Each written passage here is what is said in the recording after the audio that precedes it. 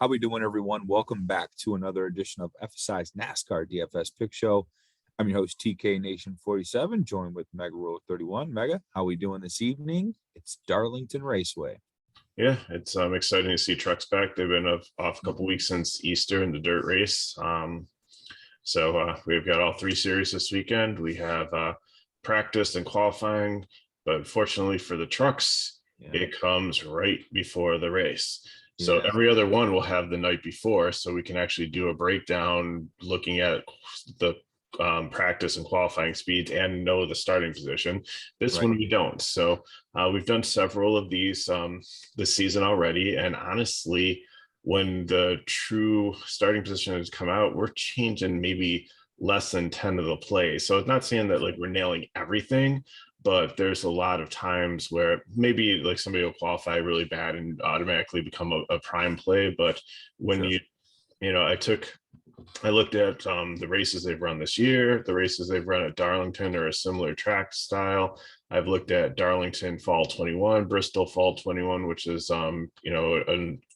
it's not a similar track, but it's kind of as similar as you can get. It's a high tire wear track, but the problem is they don't run on the other high tire wear tracks. I mean, I can look at Atlanta last year, but that's so far removed. They don't run on Homestead. They don't run. I think it's Martinsville is the other one. So I took Las Vegas, which was the closest thing that we had kind of this year to this size track. So compiled everything together, put it in the soup, and then ranked them how they spit out as their starting position, and we'll just kind of break it down from there. Yeah, Mega, well done.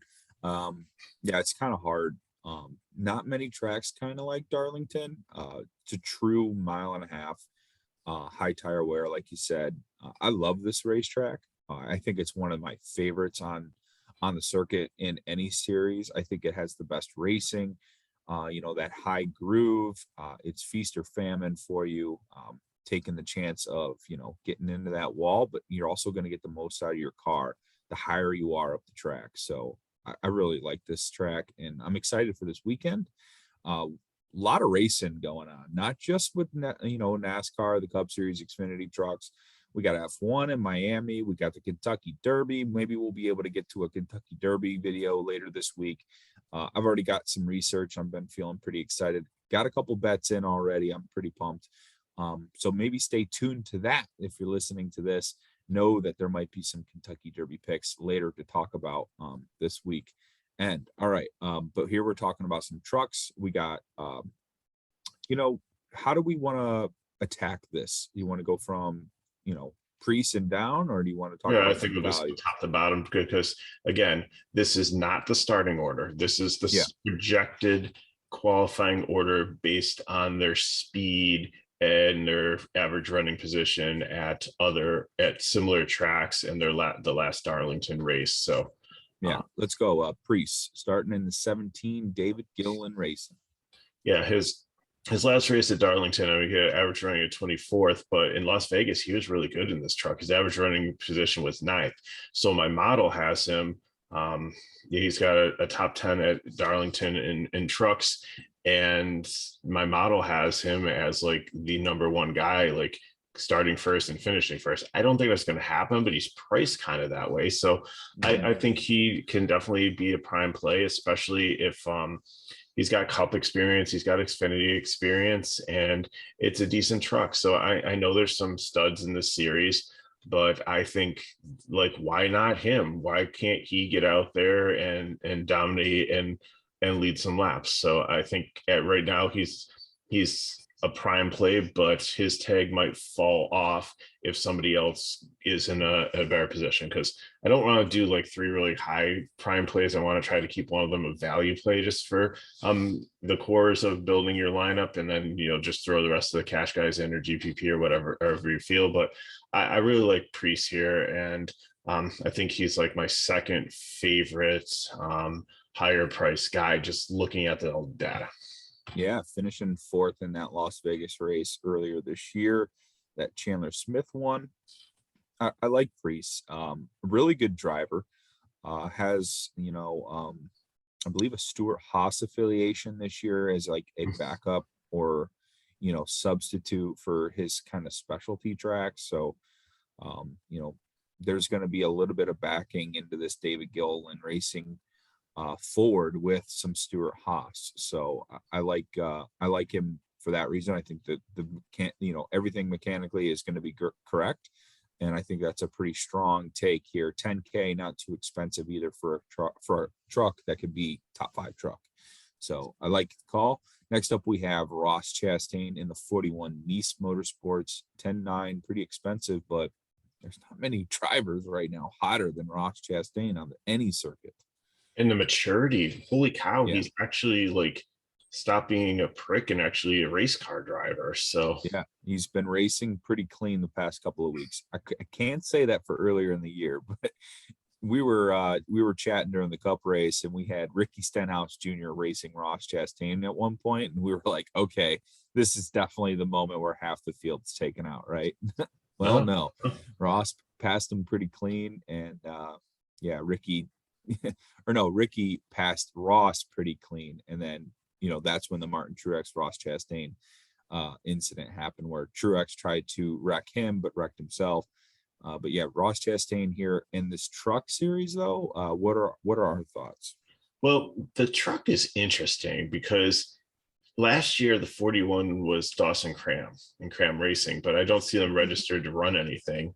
It looks like Nice might have got it because that's who the owners listed on it. So I'm not positive like what's behind this truck, but I mean, Nice are decent. And they field a lot of trucks. They have they have like probably 3 or 4 in the field usually. So I think looks like 2. Oh yeah, Lawless Allen. No, 3. I see 3. Yeah, so this will be 4 on the track. Yeah, so this would be the 4th one. That they're a decent program. So I think but I think he can get anything out of like any truck that or vehicle that he's gonna be racing this year. So right. Again, he's like super hot, and I don't see how he cannot. And the best thing that could happen, I didn't check the weather forecast or anything, like something screwy happens in qualifying and he ends up in the back of the field. I mean, he'll be like the chalkiest play ever. Well, that's what I was gonna say. Like this, he does have the potential to not have much single lap speed. Right. But he does have the potential to have, a better truck on the long run, with time on the track during practice to fix out any kinks with, maybe some underperforming, mechanical issues or something like that. But yeah, if we're kind of hoping Chastain starts in the back and we can just lock him in for some place differential, and we don't have to worry about him trying to dominate this race with a 41 truck that's kind of unproven. So, hopefully he starts in the back or somewhere inside that top 15, 20 mark. You know what I mean? Yeah, actually, it looks like he might have raced this truck at Daytona. So, Really? Check that quick. So, yeah, anytime we have a Cup driver up here is definitely someone that you really want to look at. Should be easy to scroll through. I'm not seeing him at Daytona. Not in the 41. No. I mean, it's possible that he didn't qualify.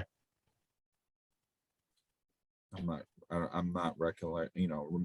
I'm not. Oh, he raced it at Atlanta and he finished 23rd, but he had tire issues. Okay. Maybe blew a tire at the final at the finish line. He was 8th in stage 1. And it was the 41 truck, so yeah. But I mean, a tire is a tire. That's nothing to do with the truck. No, he did qualify 36. It looks like they didn't have qualifying that week, so he started 36. That's kind of what we're hoping. Although there's qualifying for Darlington. Was this the race where he was like supposed to be was he the guy that we were like going to be mega chalk and like everybody played him and he did absolutely nothing and like everybody's cash lines were like so stagnant to begin with? Right. Yeah. He started 36, finished 23rd, didn't pay off a really high price tag, but I think a lot of that had to do with blowing a tire at the end. Because he was inside the top 15 for what looked like through stage 1 and 2. So is Priest, by the way. So Oh, okay. there's some correlation between the two. Both on an intermediate track earlier this year in Atlanta. And Priest drove at the Las Vegas. So it looks like these guys are part of the 1.5 mile programs for these two, numbers. So I think they said, like on the NASCAR broadcast, that Chastain is just going to go and try to race as much as he can this year. He's kind of turning into like a junior Kyle Busch. Yeah. Oh gosh. Don't. Oh, no. I don't need another one of those in my life. Okay. All right. Well, we'll take advantage of the 10-9 price tag now before it gets to 13K. Yeah. All right. Matt Crafton and Grant Infinger, Christian Eckes. I would kind of push all of these three into the same tier. You don't see these guys dominate much anymore. But yeah, that's true. But I think if they can get a good starting position, they might, finish well. And of course, if any of them start anywhere behind 15th, I think they're in serious contention for, cash play material. Anyone stick out than the other?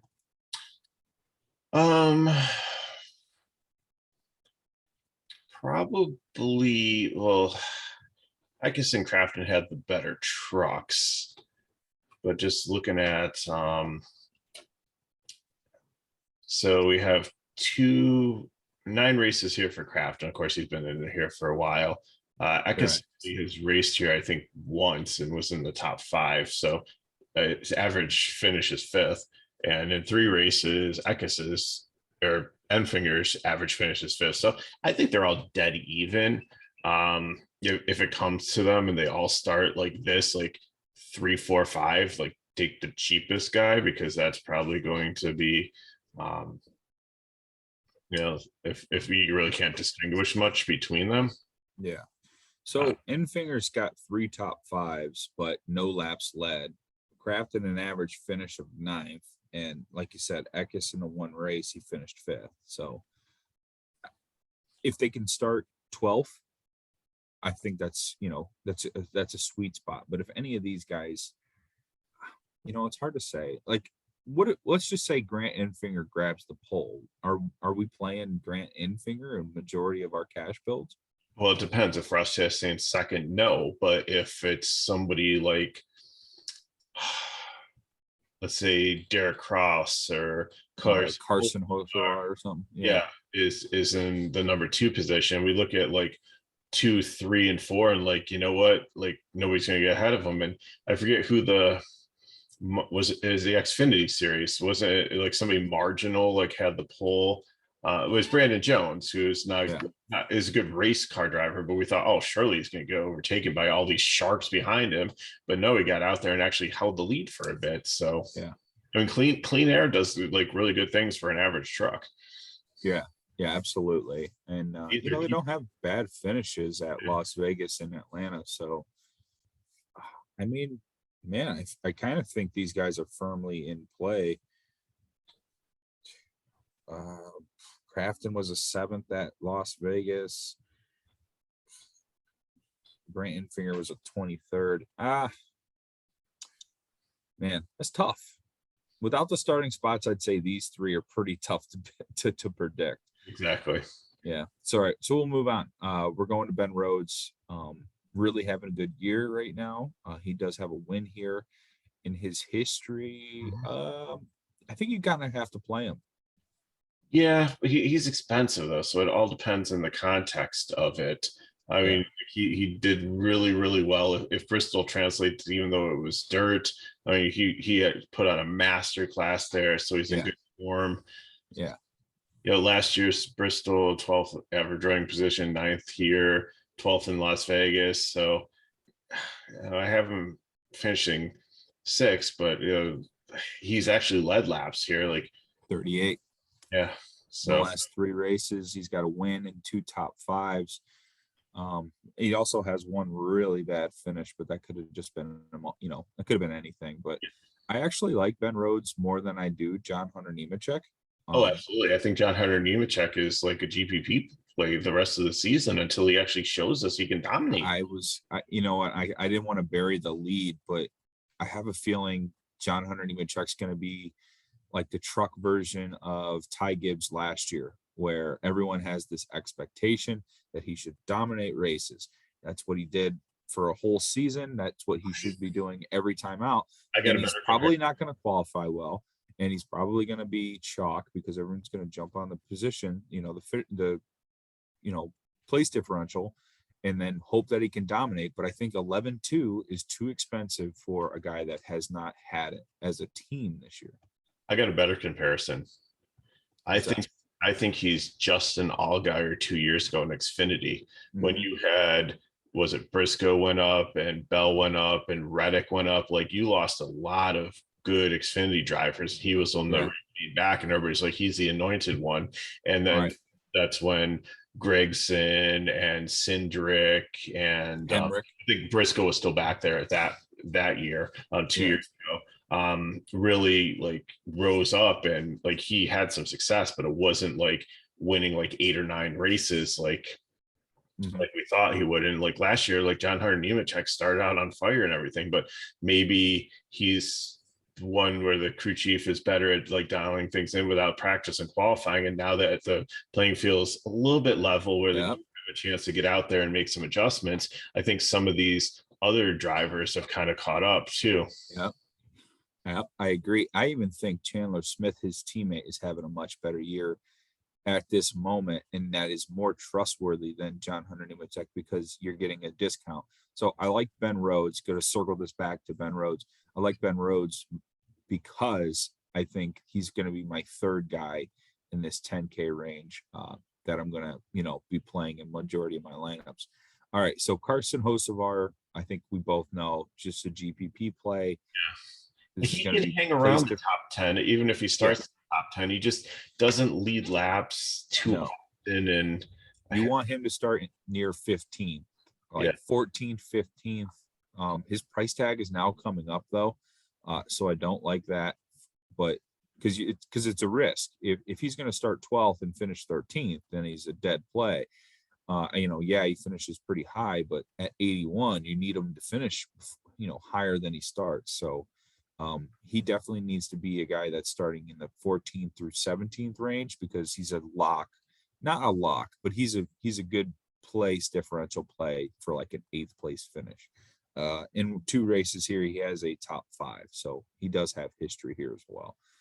Stuart Friesen, 93.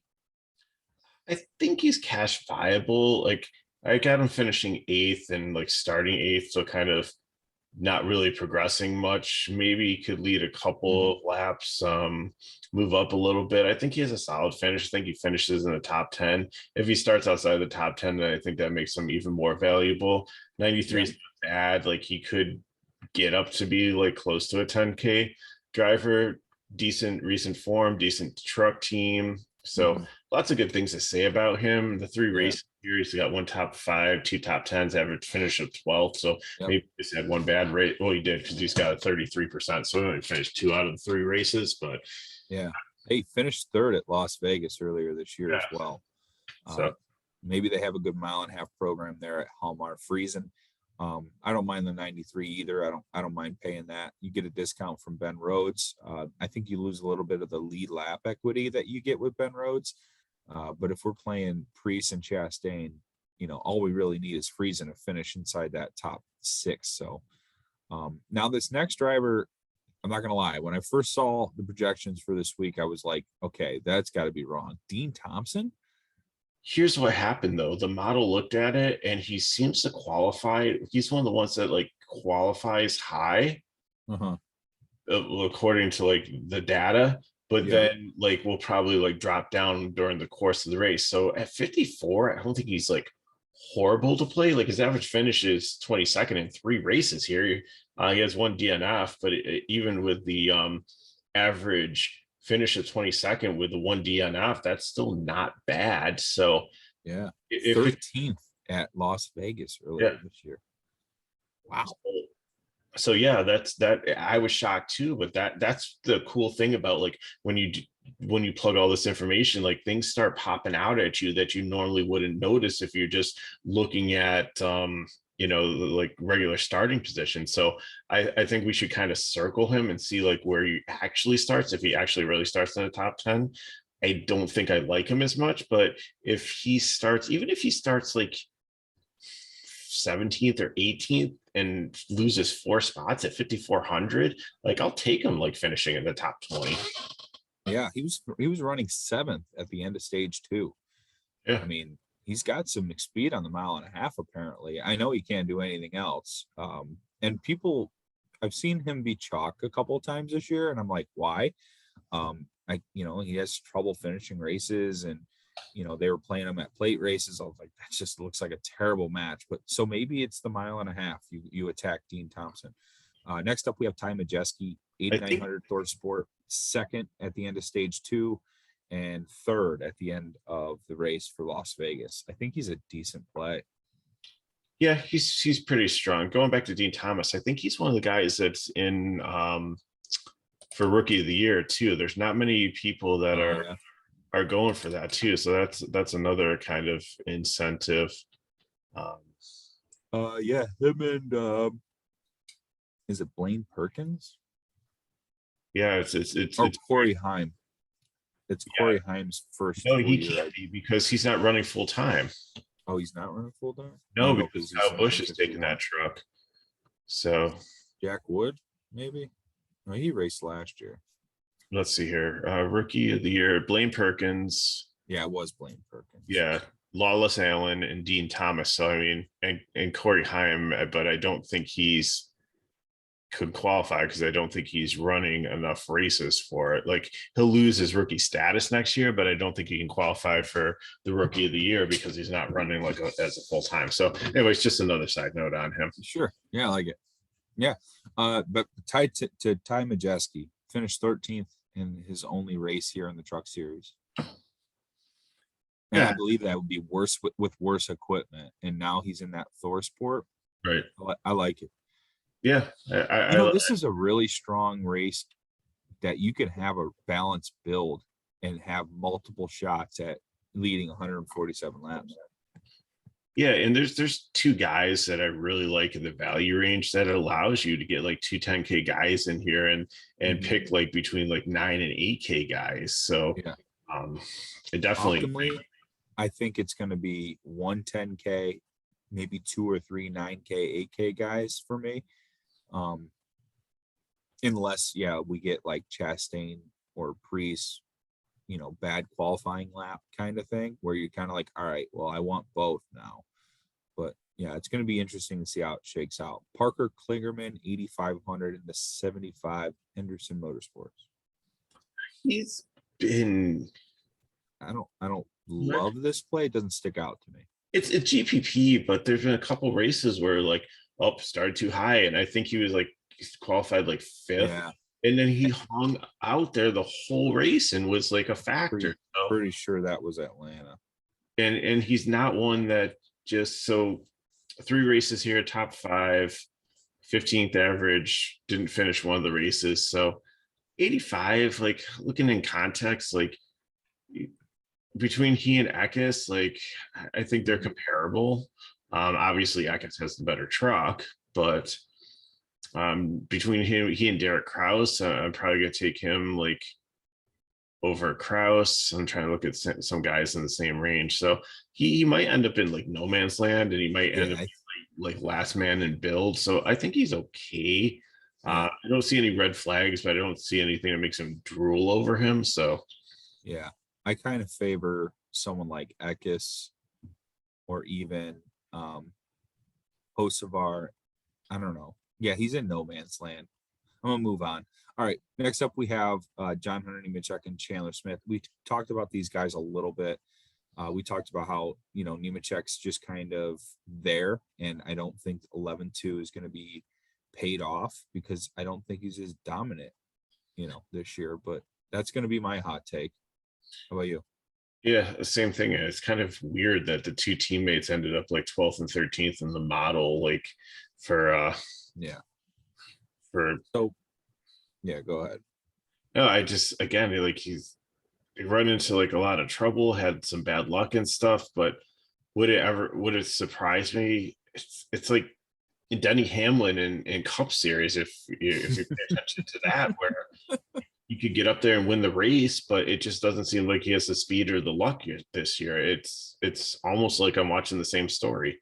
Yeah, Denny is the exact same story every single week. Looks like he has one of the fastest cars on the track. Something happens on pit road. Something happens where he gets into contact on someone coming out of a turn. Yep. There, bye Denny Hamlin. He's gone for the rest of the race. It's every single week. It's funny. Our FedEx guy at work, he is like a huge Denny Hamlin guy. Help! That guy wrecked again. It's like every single Monday. It's fantastic. Now, if Nemechek gets the pole and looks really good in practice, and Okay, fine, then yes, we're on it. Yeah, But, good call. Yeah. If Nemechek's starting 1-2 and he had dominant 10-lap average speeds in practice, then yeah, we're saddling up the pony and looks like he figured it out. The danger zone is probably like what, 4 to 10 for him. 10. I would say if he's starting from 5th to 10th, he's not going to be able to get, like if you start 5th though or 4th, you can get a good jump on a restart. If you got a good car, you'll be able to overcome first in like 15 laps. But if he's starting like 9th, you gotta worry that he's not going to be able to lead enough laps before some kind of caution or the end of stage or just green flag laps. 167 in this one, so it's not 147. 147, yeah. So it's not like there's a ton. Yeah. Next up is Chandler Smith, though, and I really like this. He won the Las Vegas earlier this year, 9,800. He's getting a lot of exposure in different series now. He's becoming a better driver. I like the price tag too, and I think he has a better day than Nemechek. Yeah, definitely think that he's going to out pace him there. Yeah, I think he's my favorite 9K play as well. Him and Priest, I don't mind trying to squeeze both of them in a lineup. I think that makes for a solid build. Next up is Timmy Hill Motorsports 6,400. You could do worse, I think is what I'm going to say. Like, yeah, hopefully he's starting in the 30s because then I know he can finish inside like top 26 or 7. So that would work. Yeah. I think that works there. For him, a decent program, usually has decent speed, so just have to see. Average track finishes 8th in 2 races, so that's pretty impressive. Wow, really? Let's see what he finished. 18th, so top 20 for him at Las Vegas. All right, Timmy Hill. So let's take a time out here. Just 1 second. Yep. All right, next up we have Zane Smith, 10-3. Any love for Zane? Guy's really having a good year. Yeah, I think he's becoming quickly one of my favorite truck drivers. I don't know how well he does on this track, so I don't know if he's going to be a priority. It all depends on where he starts and stuff, but definitely like this track and the program. Yeah, he's got one top 10, but an average finish of 13th. So hopefully the new and improved Zane Smith of this year can come to fruition and get himself a nice solid finish. We're definitely looking for him to start anywhere between 8th, 9th, 10th. Maybe he can get a good solid finish that way. Derek Kraus, 8,200. Too expensive. I'm not really interested. Yeah, I was going to say that's just a little too rich for me, unless we see something in practice and qualifying that we like. Austin Wayne Self, 6,600. He had a decent finish at Las Vegas, and any love for him? The pricing on them and how they've been, I think they all are definitely cash options for you. Yeah, finished 9th in Las Vegas. I think he's a solid play. 6,600. It's a little expensive, but I think you can make it work. Tyler Ankrum, 7,700. Hattori, the 16. I don't know, like the price. Okay, I'll give you that. I can make it that GPP. Yeah.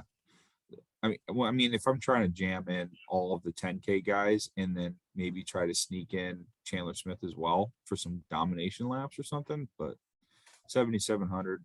I mean, yeah, if he qualifies poorly, I can trust him for a top 16. Colby Howard, 6,200 in the 91. McNally Higgleman Racing. Any love? Yes. Yes, I like the Ooh, price. And I think, emphatic yes. yep.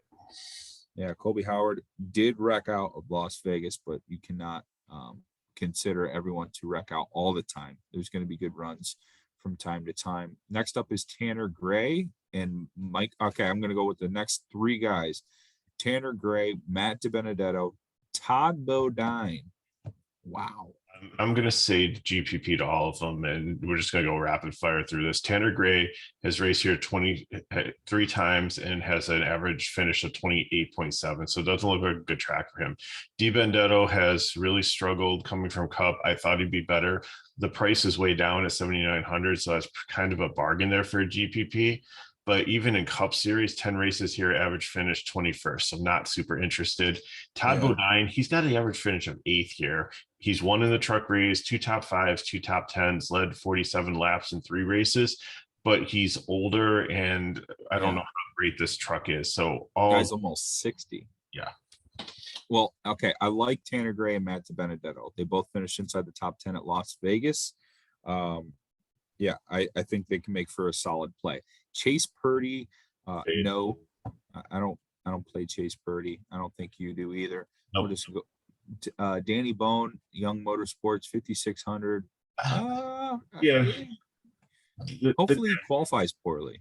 Yeah, I think GPP, potentially cash. Like my model looks and has him as like 5x. So again, 19th average finished all 3 races he's run here. Hasn't led any laps or anything, but we don't expect him to. So I think even if he finished where he starts at 56, he's a good value. So he's borderline cash. Yeah.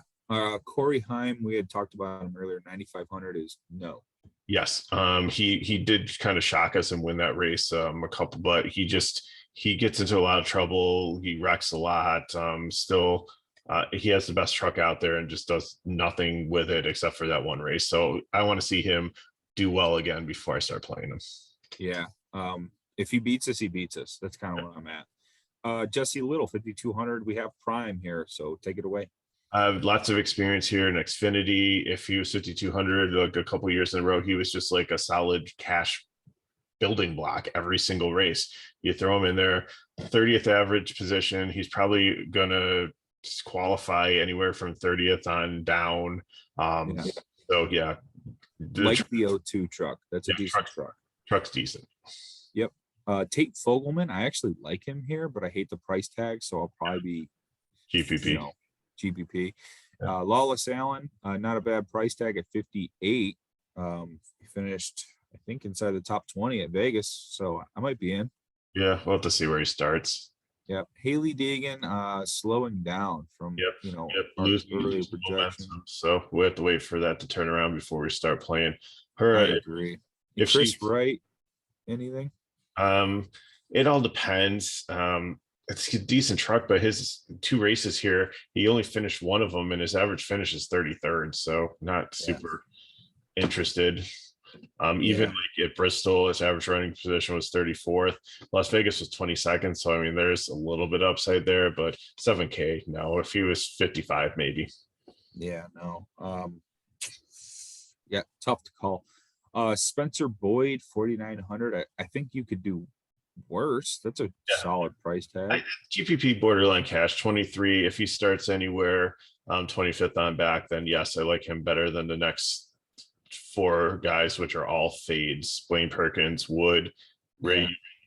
Ogata might be someone to consider. He's got a lot of experience. He's in the 43 truck that was Richard Petty's grandson ran in this one. Okay, but like Rayum, Wood, Perkins, not interested in any of them. I don't know if how many trucks they're going to take here. All 36 might make the field, but if any of them don't qualify, I think some of these guys are the ones that we're looking at. Mm-hmm. And Brendan Poole has failed to. Yeah, exactly, because he's a driver and has good numbers here, but this glory to God truck, even cutting back to 1, has been completely bad. So we've got a minute 30 left. Yeah, so apparently Zoom is counting us down. That's why we had to go rapid fire through the rest to make sure we got it through the end of the meeting. All right, so that'll wrap things up for us here for the Truck Series. Stay tuned to Xfinity and beyond for the weekend. It might get a little Toy Story reference with time running out. All right, Mega, thank you for joining me tonight for Truck Series, and we will get back to you guys. Like, comment below, follow us on Twitter at TK Nation, at Mega Road 31. All right, take it easy, guys. Good luck.